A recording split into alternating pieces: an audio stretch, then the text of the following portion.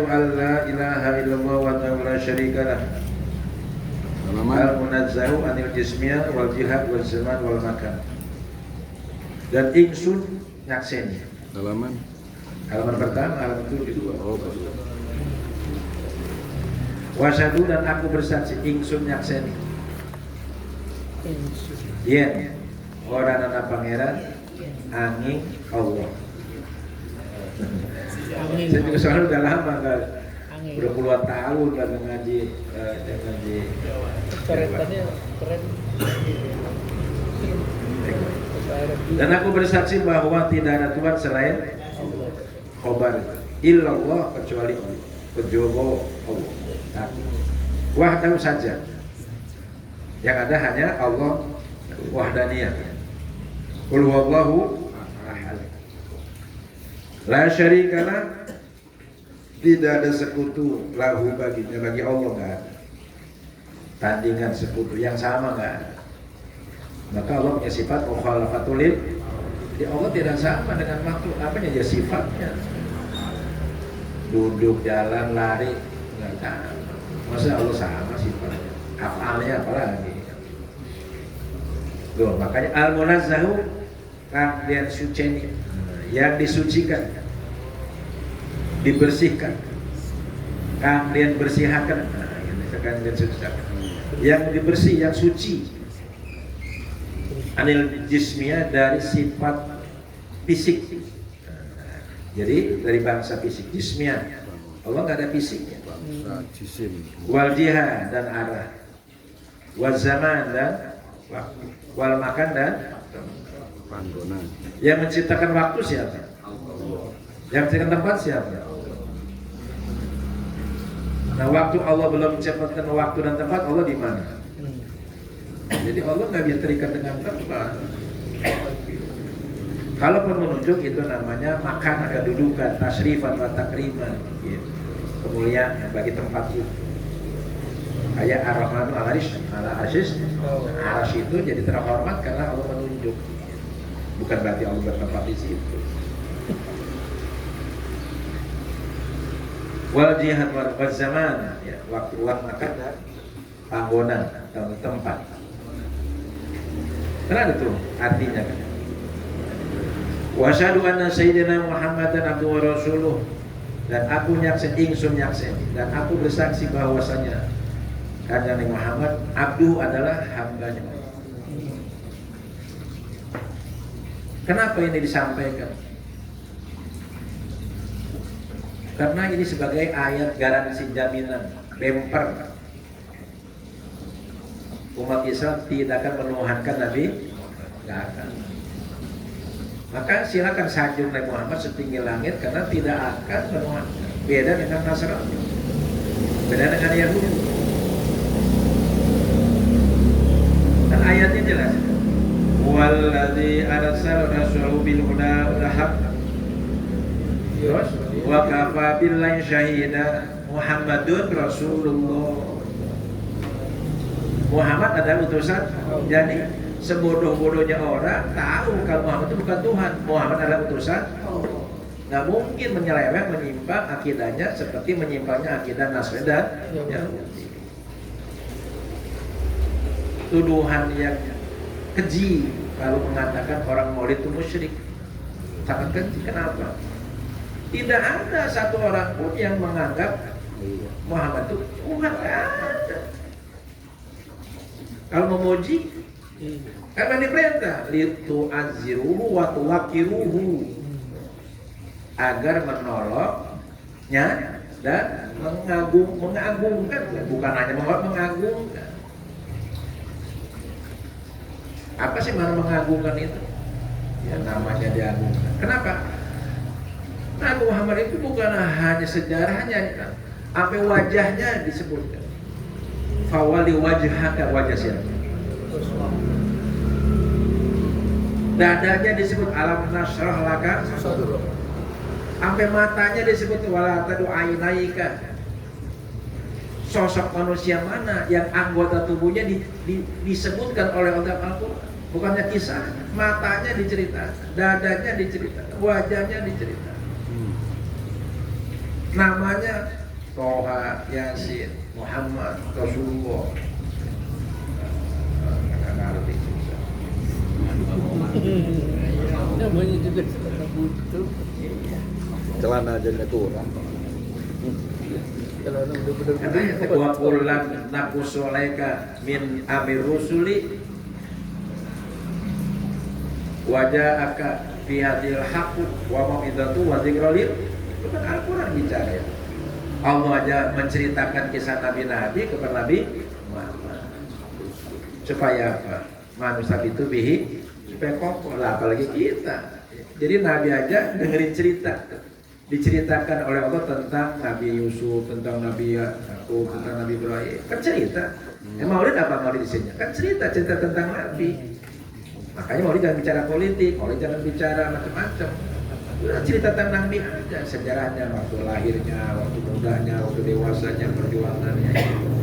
Nah ini kadang-kadang maulid nyinggung pemerintah, kritik soal itu mah di Saudi di DPR, di sini mana? Jadi kita akhirnya nyimpang. Kalau cerita Nabi ya cerita Nabi, mulai dari lahirnya, keturunannya, kelahiran terus, sehingga orang timbul rasa cinta.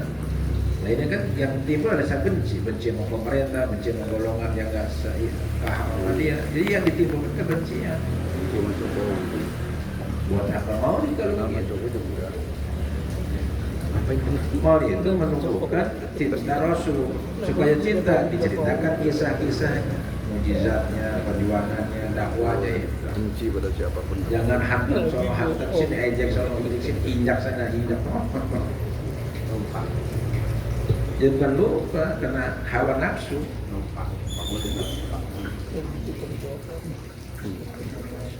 Baik, kita lanjut. Ya, Muhammad abduhu, hambanya. Maka subhanalladzi asra bi abdi, kenapa tidak rasuli? Itu nanti ada rahasia tersendiri kita bahas. Karena posisi tertinggi buat manusia kalau sudah menjadi abdullah. Kalau kita sudah bisa menjadi hamba Allah, itulah pencapaian spiritual tertinggi itu kalau kita sudah bisa menjadi hamba Allah. Kalau kita sudah menjadi hamba Allah dari ujung rambut hingga kaki, nanti Allah yang akan memperjalankan hidup kita. Kenapa kita punya banyak masalah? Karena hidup kita ini kita yang maunya kita gitu.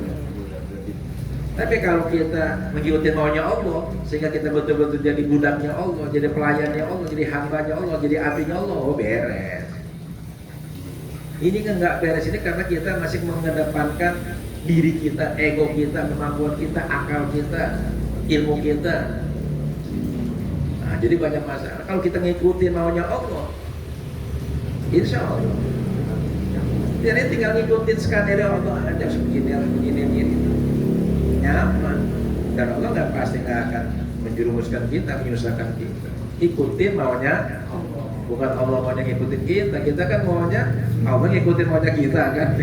Ya, kita ngikutin maunya itu yang susah. Jadi hamba Allahnya itu yang susah.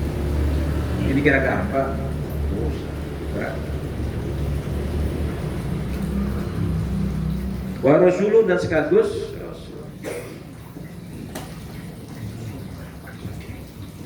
sama nih, kita ini dua. Di satu sisi kita juga hamba Allah, di satu sisi kita khalifatullah. Nah, dua peranan ini jangan sampai lupa. Gampangannya, sebagai hamba Allah kita harus patuh, nurut, manut terhadap aturan Allah. Di satu sisi kita jadi harus khalifah, mandataris Allah di muka bumi ini untuk ngatur, menata, memanage dunia ini. Jadi satu sisi kita mengatur dunia ini, baik dunia lingkungan keluarga, ya, maupun di lingkungan masyarakat, bangsa, negara, dunia. Kan kita, karena kita sebagai khalifah Allah. Tapi nggak boleh lepas status quo kita sebagai hamba Allah. Sekalipun kita jadi penguasa, tetap harus manut terhadap status kita sebagai hamba. Nggak boleh kekuasaan kita melanggar aturan. Nah, itu yang susah itu. Menggabungkan dua, satu tugas status, kedua fungsional, tugas fungsional kita sebagai khalifatullah, tugas fungsional, tugas diri kita sebagai hamba harus. Nah, susah kan itu. Berat sama abduhu wa rasuluhu gitu maksud saya. Kalau Rasul pangkatnya Rasul, kita pangkatnya khalifat.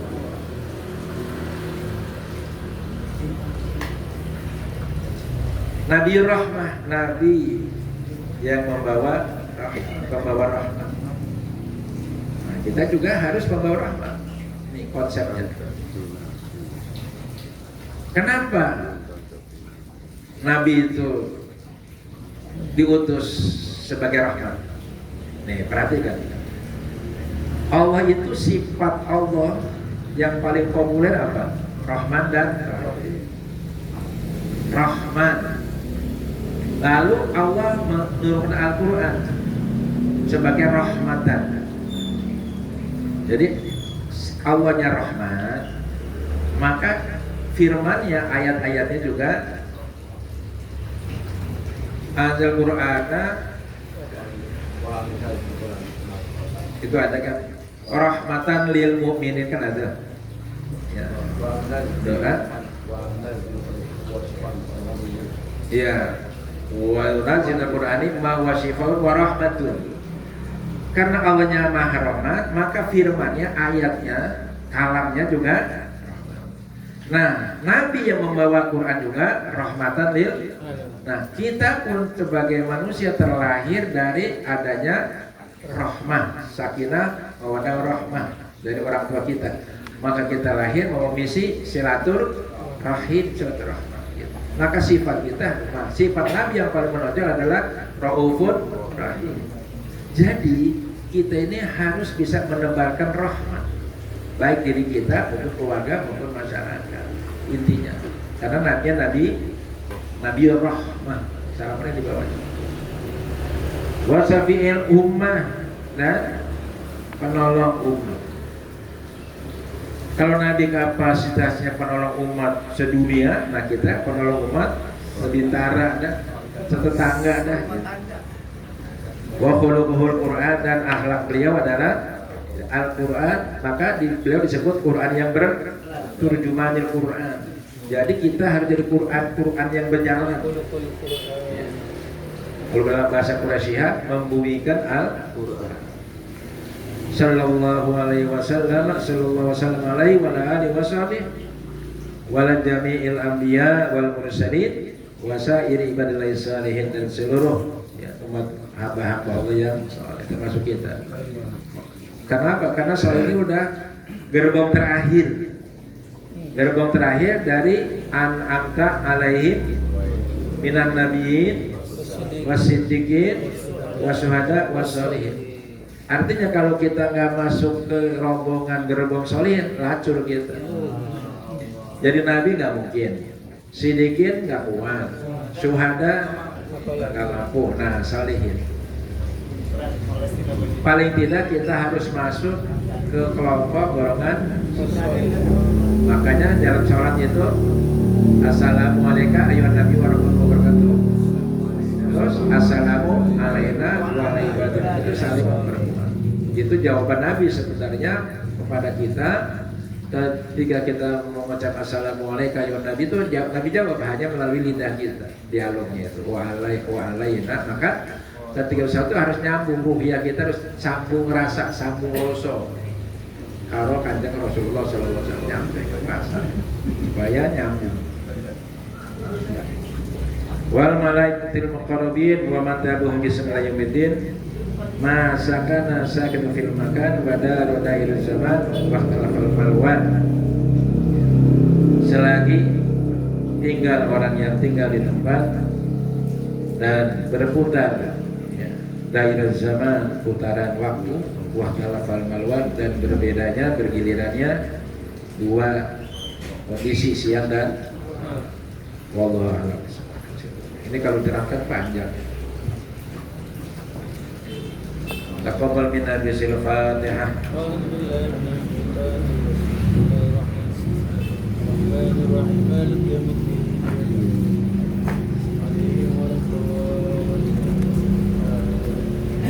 Astagfirullah.